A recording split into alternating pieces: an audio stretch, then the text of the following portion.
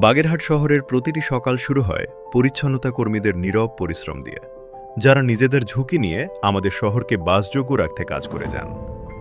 Gold ইনিশিয়েটিভের আওতায় সিডোর মেম্বাররা পৌরসভার ৯টি ওয়ার্ডে গিয়ে মাঠ পর্যায়ে তাদের অভিজ্ঞতা, সমস্যা এবং সত্যিকার গল্পগুলো শুনেছে সরাসরি তাদের মুখ থেকেই।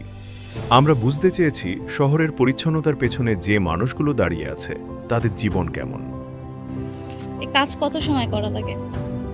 ধরেন ২.৫ ঘন্টা ৩ ঘন্টা, এমন আছে ১ ঘন্টায় হয়ে যায়। বাড়তি কাজ আছে, বাড়তি কাজ যা লাগে কাজে রামতে বইছি আলাইছি কাজে। তো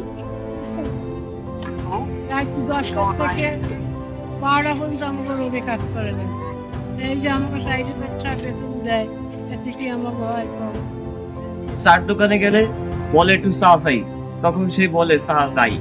অন্যান্য লোক চা দেয়, কিন্তু আমাদের চা দেয় না, কারণ বলে কাপ খালি নেই।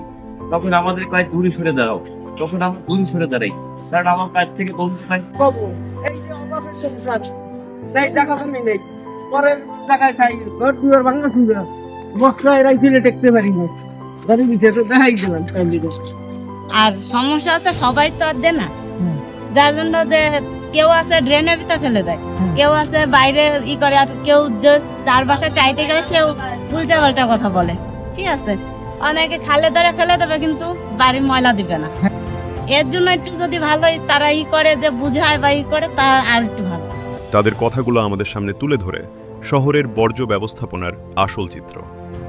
পর্যাপ্ত সুরক্ষা সরঞ্জাম নেই, যানবাহন সংকট, স্বাস্থ্য ঝুঁকি, অনিয়মিত সময়সূচি এবং কাজের স্বীকৃতির অভাব, এগুলো শুধু তাদের ব্যক্তিগত অভিযোগ নয়, বরং একটি বড় ব্যবস্থাগত সমস্যার প্রতিফলন।